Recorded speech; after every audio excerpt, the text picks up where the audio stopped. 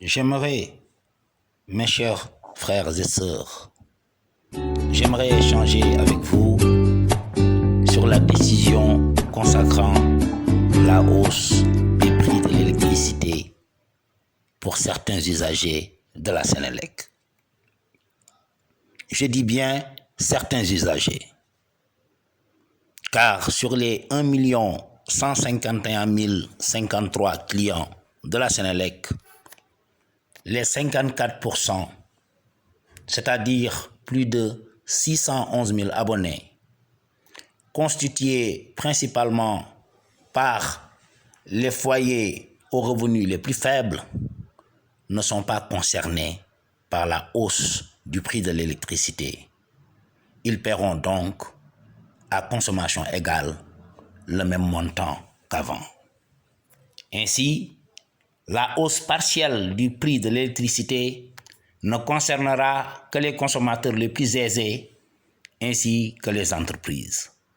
Il est donc tout à fait normal, dans une société solidaire, que les plus riches ne puissent pas bénéficier de la subvention de l'État et que les plus de 100 milliards de subventions dégagées annuellement par l'État puissent d'abord profiter d'une part aux citoyens vivant en milieu urbain mais ne disposant pas de revenus conséquents et d'autre part à la majorité des Sénégalais vivant encore en milieu rural et pour qui la question du prix de l'électricité est un luxe. C'est un luxe pour ces personnes en milieu rural pour la bonne et simple raison qu'elles n'ont pas, pour la plupart d'entre elles, qu'elles n'ont pas accès à l'électricité.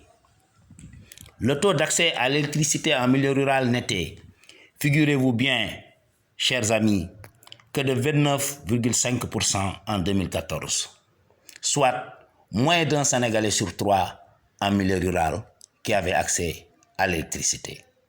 C'est la raison pour laquelle le président Macky Sall, fidèle à sa base d'action d'un Sénégal pour tous, a lancé l'ambitieux programme visant à atteindre un taux d'électrification de 60% en milieu rural.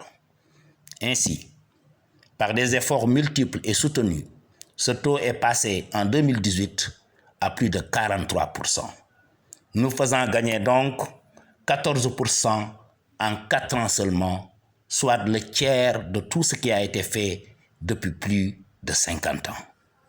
Ces bons résultats ne doivent pourtant pas cacher le difficile chemin à parcourir pour que le Sénégalais, où qu'il se trouve, puisse avoir accès à l'électricité.